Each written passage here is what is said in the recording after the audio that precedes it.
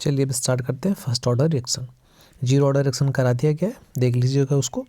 अब स्टार्ट करते हैं फर्स्ट ऑर्डर रिएक्शन। देखिए फर्स्ट ऑर्डर रिएक्शन में पहली बात होता क्या ना, जीरो ऑर्डर रिएक्शन में मैं आपको बताया था, जीरो ऑर्डर रिएक्शन में हमने आपको बताया था जो आपका ये प्रोडक्ट होता है ना, ये रिएक्टेंट के ऊपर डिपेंड नहीं करता है।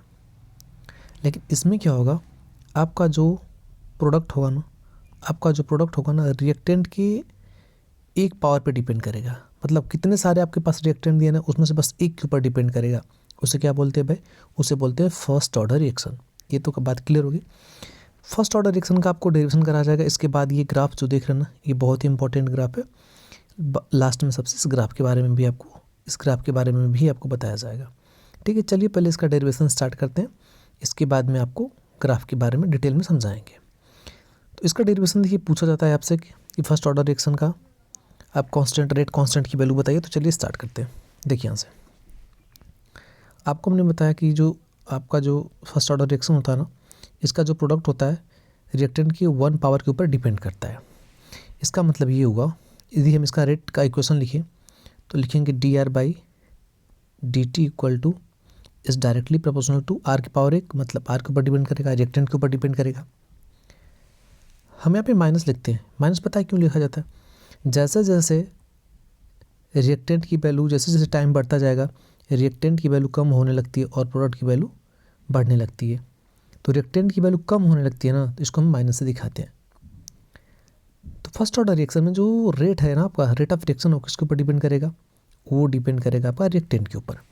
इस कांस्टेंट को हम हटाएंगे, ना, तो एक इस प्रोपोर्शनल के साइन को हटाएंगे तो एक कांस्टेंट आता है कि जिसे कहते हैं रेट कांस्टेंट। इसी की वैल्यू हमें निकालना है। तो यहाँ पे देखिएगा रेट लिख दिया, माइनस dr/dt शॉर्ट में लिख देता है एनसीईआरटी में, इक्वल टू यहाँ पे देखिएगा KR, आपका ये KR हो गया। अब यहाँ से ना R की वैल्यू को देखिए, dt की वैल्यू को इधर भेजेंगे और R की वैल्यू को नीचे लेके आएंगे। आगे इधर देखिएगा कैसे, बात को समझिएगा। देखिए कैसे, इधर यहाँ पे लिखा गया है dr/dt minus equal to KR। हम देखिए R को नीचे लेके आएंगे, देखिए इधर ये हो जाएगा माइनस dr/ नीचे R आ जाएगा, आपको जो dt इस साइड आ जाएगा, कितना हो जाएगा KDT के। माइनस को साइड लेके जाते हैं हम, तो ये हो जाएगा dr/r इक्वल टू माइनस के dt। चलिए यहाँ तक एनसीईआरटी में देख लिया, हो गया। यहाँ तक देखिए, यहाँ तक हो गया ना आपका dr/r, देखिए dr/r माइनस के dt, यहाँ तक हो गया। चलिए आपको आगे आप समझाते हैं इसका डेरिवेशन। देखिएगा अब करेंगे क्या ना, जो ये आपका आया, जो आपका dr/r इक्वल टू माइनस के dt आ गया ना। अब दोनों साइड में ना हम इसका इंटीग्रेशन कर देते हैं, देखिए ऐसे हमने इंटीग्रेशन कर दिया। आपको हम बताया था कि कांस्टेंट का इंटीग्रेशन नहीं होता है, तो इसका इंटीग्रेशन नहीं होगा। dr/dt का इंटीग्रेशन होता है log r, इसे हम लिखेंगे ln/r। ln का मतलब होता है नेचुरल लॉग। देखिए हमने आपको बताया था कि नेचुरल लॉग ln/r को यदि आप लॉग में कन्वर्ट करना चाहते हैं 2.303 log r हो जाएगा। बात यह है, यदि आप ln/r को log में कन्वर्ट करना चाहते हैं तो किससे मल्टीप्लाई करना पड़ता है, 2.303 से। तो इससे आपके एनसीईआरटी में ln से दिखाया गया, लास्ट में उसको कन्वर्ट कर लेंगे, ln को हम log में कन्वर्ट कर लेंगे, मतलब नेचुरल लॉग को हम log में कन्वर्ट कर लेंगे। तो देखिएगा यहाँ से आपका dr/dt आपका हो जाएगा, dr/dt हो जाएगा। इधर देखिएगा dr/dt क्या हो गया आपका ln/r इक्वल टू ये आपका माइनस के dt का कितना हो जाता है, t होता है। के कांस्टेंट था, dt का कितना होता है भाई, t होता है। तो देख लीजिए यहाँ पर प्लस आई एक इंटीग्रेशन कांस्टेंट टूट जाता है। तो यहाँ पे देख लीजिए dr/dt कितना हो गया ln, और कि आपका माइनस कांस्टेंट ये होता है, इसको इस कांस्टेंट का इंटीग्रेशन नहीं किया जाता है। dt का कितना हो जाता है t, हमने आपको बताया था। dx का कितना होता है x, dy कितना होता है y, और इसी तरह से dt कितना हो जाएगा, t हो जाएगा। तो देखिए यहाँ पे dt कितना हो गया, t प्लस आई, एक आपका यहाँ पे इंटीग्रेशन कांस्टेंट है। फिर से आगे बात को समझिएगा, देखिएगा अब हम जिस बात को मानते हैं ना, हम आई इंटीग्रेशन कांस्टेंट लगाएं, इसको हटाना भी पड़ेगा। इसको हटाने के लिए हम क्या करेंगे ना, हम स्टार्टिंग में मानेंगे जब आपका रिएक्टेंट स्टार्ट हुआ, आपका प्रोडक्ट में कन्वर्ट हुआ, तो टाइम बराबर 0। जब स्टार्टिंग में हुआ ना तो रिएक्टेंट कितना था, 100% था, और प्रोडक्ट कितना था आपका, 0 था। जब टाइम टी की वैल्यू 0 था उस टाइम में रिएक्टेंट 100% था, प्रोडक्ट आपका 0 था।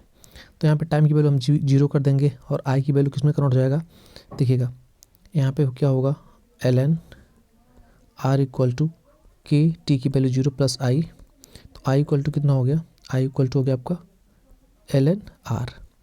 ये जो आपका r होता है ना, जो रिएक्टेंट होता है ना, स्टार्टिंग में जब टाइम 0 रहा होगा तो कितना रहा होगा, 100%। तो 100% रिएक्टेंट को किसे दिखाते हैं, आर नॉट से। इसका मतलब जो आपका ln r था अब वो ln r नॉट में कन्वर्ट हो गया। मतलब इसका ये था कि जब टाइम आपका 0 था, जब आपका टाइम 0 था, जो आपका r था, जो रिएक्टेंट होता है वो इनिशियल रिएक्टेंट में कन्वर्ट हो जाता है। आर नॉट को इनिशियल कॉन्सेंट्रेशन बोला जाता है। भाई जब आप कोई रिएक्शन स्टार्ट नहीं हुआ होगा तो आपका जो रिएक्टेंट कितना रहा होगा, 100% रहा होगा ना, 100% रहा होगा तो आपका रिएक्टेंट आर नॉट में कन्वर्ट हो जाता है। तो देख लीजिएगा टी बराबर 0 पर आर किस में कन्वर्ट हो गया, आर नॉट पे कन्वर्ट हो गया, क्योंकि यहाँ टी बराबर 0 कर देंगे तो आई किस में हो जाएगा, आर, ये आर किसके बराबर हो जाएगा, आर नॉट के बराबर हो जाएगा। इसी बात को देखिए यहाँ पे रख दिया गया है। देखिएगा ये यहाँ पे देख लीजिए, देखिए यहाँ से आई की वैल्यू कितनी हो गई, आर नॉट के बराबर हो गई, क्योंकि ये टी टाइम 0 कर दिया गया, आई की वैल्यू आर नॉट के बराबर हो जाती है यहाँ पे आर नॉट। तो जहाँ पे यहाँ पे देखिए आई की जगह हम क्या रख दिए, उठा के आर नॉट उठा के रख दिया। चलिए आइए आगे समझते हैं। यहाँ से देखिएगा ना, अब हम क्या करेंगे ना, लॉग की प्रॉपर्टी यूज करेंगे थोड़ी सी। एक फॉर्मूला आप लगा देखिए, log M minus log N बराबर होता है, देखिए हम जो लॉग कह रहे हैं ना उसको आप ln समझिए, फार्मूला सेम होता है, बस बदलने के लिए 2.303 से मल्टीप्लाई किया जाता है। मतलब ln m minus ln n equal to होता है ln m बाई n। ये लॉग का फार्मूला होता है। जब बीच में माइनस होता है तो ये डिवाइड हो जाता है, इंटू होता है तो प्लस में कन्वर्ट हो जाता है। तो log m minus log n बराबर log m बाई n। इसी प्रॉपर्टी का हम यूज़ करेंगे। देखिए कैसे, देखिए यहाँ पे लिखा है ln r, यहाँ पे ln r नॉट। के टी को हम इस साइड भेज देते हैं, इक्वल हो जाएगा प्लस में, के टी इक्वल टू ये हो गया ln r नॉट माइनस, इसको हम उस साइड भेज देते हैं तो ये हो जाएगा माइनस ln r। अब देखिए log m minus log n में हो गया, ln माइनस ln r में कन्वर्ट हो गया, तो के टी इक्वल टू हो जाएगा ln r naught by r। ये हो गया आपका, हमने log में कन्वर्ट कर लिया। देखिए यही बात, और k इक्वल टू कितना हो जाएगा, तो हो जाएगा ln r naught by r, और ये जो इसके साथ t यहाँ पे k जो लगा हुआ है ना, तो हम t को नीचे लेके आएंगे, हो जाएगा t। तो देखिए ये इस बात को आप देखिए यहाँ से, k equal to 1/t ln r naught by r। यहाँ तक समझ में आ गया आपको, आगे चलते हैं। अब इधर बात को समझिएगा, ये जो आपका फॉर्मूला था ln r equal to minus के टी ln r नॉट इसको देखिएगा, ये एक स्टैंडर्ड इक्वेशन हो गया। हम t1 पर इसी इक्वेशन को देख लेंगे t1 टाइम पे, और t2 टाइम पे इसी इक्वेशन को देख लेंगे। जब t1 टाइम पे हम देखेंगे, देखिए यहाँ पे इसी इक्वेशन को हमने t1 टाइम पे के टी1 ले लिया, और यहाँ पे log r नॉट, यहाँ पे log r नॉट, यहाँ पे देखिए r1 ले लिया। किसको ले लिया हमने, r1 को। अच्छा r नॉट हमने 1 यहाँ पे क्यों नहीं किया, क्योंकि जो आपका कॉन्सेंट्रेशन r नॉट का मतलब होता है स्टार्टिंग में कॉन्सेंट्रेशन कितना होता है भाई, 100% होता है, तो यूँ नहीं बदलेगा। तो यहाँ पे जो r था आपका r1 में कन्वर्ट हो गया t1 टाइम पे। इसी तरह से t2 टाइम पे क्या हो जाएगा, ये r2 हो जाएगा, ये r नॉट ऐसे ही रहेगा। फिर बोला गया कि आप दूसरे में से पहले को हम घटा दे रहे हैं, तो यहाँ पे देखिए हो जाएगा log r1, देखिए log r1 माइनस हो जाएगा log r2। हम जो log बोल रहे हैं ना ln ही होता है, बस 2.303 से मल्टीप्लाई कर दिया जाता है, दोनों का मतलब एक ही होता है। तो देखिए log r1 minus r2 equal to, इसमें से हमने इसको घटाया तो ये से कट जाएगा, ये बच जाएगा, तो माइनस के टी1, ये माइनस माइनस प्लस हो जाएगा के टी2। अब देखिएगा फिर से फार्मूला यूज होगा, log m माइनस n का क्या हो जाएगा, log m by n, r1 by r2 ये फार्मूला होता है। देखिए log m, देखिए माइनस है ना, माइनस वाला डिवाइड हो जाता है, देखिए r1 बाई r2 हो जाए, देखिए r1 बाई r2 हो गया ये, और के यहाँ से के दोनों में था, हमने कॉमन कर लिया, क्या हो जाएगा, ये बीच में प्लस, ये प्लस हो जाएगा, यहाँ पे जो होगा t2 माइनस t1। देखिए के इक्वल टू आ गया आपका, ये के इक्वल टू आपका आ गया 1/t2 minus t1 ln r1 by r2। ये आपका हो गया फार्मूला। 2 टाइम दिया रहेगा आपका, दोनों कॉन्सेंट्रेशन दिया रहेगा, पूछा जाएगा कि रेट कांस्टेंट की वैल्यू बताइए, के की वैल्यू बताइए, तो यहाँ से हम के निकाल लेंगे। फार्मूले में इसका यूज़ करके हम न्यूमेरिकल सॉल्व कर लेंगे, ठीक है। और ये डेरिवेशन भी पूछा जाता है इसी का कि बताइए रेट कांस्टेंट की वैल्यू निकाल के बताइए। तो आपने ये पूरा स्टेप बाय स्टेप डेरिवेशन देख लिया आप। चलिए आगे देखते हैं फिर, देखिएगा इस इक्वेशन को, देखिए इस वाले इक्वेशन का यूज किया जा रहा है ln r minus ln r naught equal to k t. इसी इक्वेशन का यहाँ पे यूज किया गया था, ठीक है।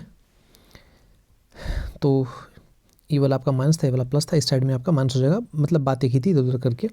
देखिए ln r by r not equal to k t, या इसको हम लॉग को जब इसका एंटी लॉग लिया जाता है तो ये वाला चीज़ ना ई के पावर चलता है। लॉग एंटी लॉग का सेपरेट वीडियो बनाई जाएगी, तो हो जाएगा r by r not equal to e की पावर माइनस के टी। तो देखिए यहाँ पे ये वैल्यू फिर इसको इधर मल्टीप्लाई कर दिया गया, तो यहाँ से आर की वैल्यू यहाँ पे निकल के चली आई।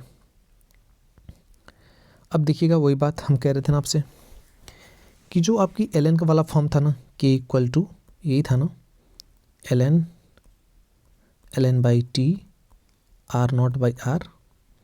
अब ln को हम किस में कन्वर्ट करने जा रहे हैं यहाँ पे, ln को हम देखिए अब हम लॉग में कन्वर्ट करेंगे, तो हम आपसे बोले थे 2.303 से मल्टीप्लाई करने के लॉग में कन्वर्ट हो जाएगा। तो देखिए ये बात यहाँ पे लॉग में कन्वर्ट इसको कर दिया गया। ऊपर वाला इक्वेशन को देखते हैं, दिखाते हैं आपको, देखिए कौन सा वाला इक्वेशन को कन्वर्ट किया गया। तो देखिएगा बात ध्यान से देखिएगा, इस इक्वेशन को देखिए ध्यान से, थोड़ा इक्वेशन को ध्यान से देखिएगा। के इक्वल टू 1/T2/T1 को हम एक टाइम ले लेते हैं टी, और ये हो जाएगा ln r1 बाई r2। यही आपका मेन इक्वेशन है ना भाई, आपका मेन इक्वेशन तो यही है। अब देखिए के इक्वल टू क्या हो जाएगा, देखिए 1/T ऐसे ही रहेगा, ln को हम लॉग में कन्वर्ट करेंगे तो क्या हो जाएगा 2.303, और ये हो जाएगा r1 बाई r2, यहाँ पे लॉग लग जाएगा। यही वाला फॉर्मूला देखिए नीचे, आपको नीचे दिखा रहे हैं, ये वाला फॉर्मूला देखिए यहाँ पे लॉग में कन्वर्ट कर दिया गया, देख लीजिए ये वाला फॉर्मूला। T2/T1 को हमने टी से रिप्लेस कर दिया, और ln को हमने लॉग में कन्वर्ट कर दिया, किससे मल्टीप्लाई करके 2.303। आर नॉट का मतलब इनिशियल कॉन्सेंट्रेशन और आर का मतलब फाइनल कॉन्सेंट्रेशन, आपका ये हो गया। या यहाँ से देख लीजिए R1 by r naught by r की वैल्यू निकाला गया, तो 2.303 से इधर मल्टीप्लाई कर देंगे और टी उधर चला जाएगा। तो देख लीजिए यहाँ से, तो मेन इक्वेशन तो आपका यही वाला है, मेन इक्वेशन आपका यही वाला, देखिए ये वाला आपका मेन इक्वेशन है। तो आइए देखते हैं आगे। अब देखिए प्लॉट किया जाएगा, ग्राफ खींचा जाएगा। ग्राफ के बारे में देखिएगा इधर से, इसके बीच में हम ग्राफ खींचेंगे, बात को समझिएगा थोड़ा ध्यान से। इक्वेशन आपका आया था ln इक्वल टू माइनस के t plus ln r equal to minus के टी ln r नॉट, इसके बीच में ग्राफ खींचा जाएगा। देखिए कैसे, इसको हम मान लेते हैं y equal to m x plus c, जो 10th में आप स्ट्रेट लाइन का इक्वेशन पढ़े। c तो इसके बराबर हो जाएगा, c ln r नॉट के बराबर हो जाएगा, y किस पे हो जाएगा ln r के बराबर हो जाएगा, जो m होगा आपका माइनस के बराबर हो जाएगा। तो ग्राफ खींच लेते हैं, देखिए ये आपका x, ये आपका y हो गया। देखिएगा y पे क्या खींचेंगे ln r, देख लीजिए ln r। m किसके बराबर, माइनस के बराबर, देखिए माइनस के बराबर हो गया। और जो आपका c है ना किसके बराबर हो गया ln r के बराबर। देखिए इसको हम c कहते हैं, ये जो यहाँ पे बचा ना ओरिजिन्स जो लेके नहीं जाते हैं ना उसे c कहते हैं। जब ओरिजिन्स लेके जाएंगे ना, यहाँ पे देखिए यहाँ पे c की वैल्यू कितनी कर देगी, 0 कर दिया गया, यहाँ पे ये वैल्यू c होती है। तो देखिए यहाँ पे c का मतलब क्या आ गया आपका ln r। देखिए यहाँ पे ये ln r, ये ग्राफ ऊपर से नहीं खींचा गया, किधर से खींचा गया, नीचे से खींचा गया। क्यों, इसका भी रीजन है। देखिए होता क्या, जनरली ग्राफ ऊपर से खींचा जाता है, यही आपका c होता है, ए सी की वैल्यू यहाँ पे कितना है r नॉट है, देखिए यहाँ से। लेकिन इसमें ग्राफ तो नीचे खींच दिया गया है, पता है इसका मतलब क्यों, क्या होता है, टाइम के बढ़ने के साथ आपका जो रिएक्टेंट होता है उसकी वैल्यू कम होने लगती है और प्रोडक्ट की वैल्यू बढ़ने लगती है। देख लीजिए रिएक्टेंट की वैल्यू, यहाँ पे देखिए रिएक्टेंट की वैल्यू कम हो रही है, इसलिए ये वाला ग्राफ खींचा गया। तो आपको हमने बता दिया ये वाला ग्राफ। अब ये वाला ग्राफ देख लेते हैं, ये वाला ग्राफ खींचा गया, इसकी देखिए किसके बीच में ये वाला ग्राफ खींचा गया, log r by r naught by r equal to, यहाँ पे दिखा दे रहे हैं किसके बीच में ग्राफ खींचा जाएगा, ये देखिए इसके बीच में ग्राफ खींचा गया, इधर देखिए ये इसके बीच में ग्राफ खींचा गया, ठीक है। तो बात को समझिएगा, कंपेयर कर लेते हैं, y इक्वल टू, देखिए कंपेयर कर रहे हैं, देखिएगा बात को समझिएगा, y equal to m x plus c से हमने कंपेयर कर लिया। देखिए y की जगह क्या आ गया, log r naught by r। तो इसका देखिए ग्राफ हमें खींच के दिखाते हैं, देखिए ये x हो गया, ये आपका y हो गया। तो y पे क्या दिखाएंगे, देखिए y पे क्या दिखा जाएगा, y पे दिखा जाएगा log r naught by r, हमने दिखा दिया इस पर। और वाई एम की वैल्यू कितनी आ गई, एम की वैल्यू के टी बाई, देखिए ये आपका हो गया के टी बाई 2.2, देखिए यहाँ से ऐसे खींच दिया हमने, ये हो गया के टी डिवाइड बाई 2.303, ये हो गया आपका टाइम। ये बात आपको समझ में आ गया। तो ये लॉग और रेट कांस्टेंट के बीच में ये वाला ग्राफ खींचा गया। आइए आपको दिखा देते हैं इस ग्राफ को, सेम ऐसे ही ग्राफ यहाँ पे खींचा गया। ये देखिए ये टाइम था आपका, ये आपका लॉग आर नॉट आर, और ये देखिए स्लोप ऊपर जा रहा है। आई बात समझ में। तो ये इसके बीच में ये ग्राफ खींच दिया गया। चलिए अब आगे वाले लेक्चर में उसका टी ऑफ देख लेंगे, हाफ लाइफ रिएक्शन देख लेंगे। Thank you.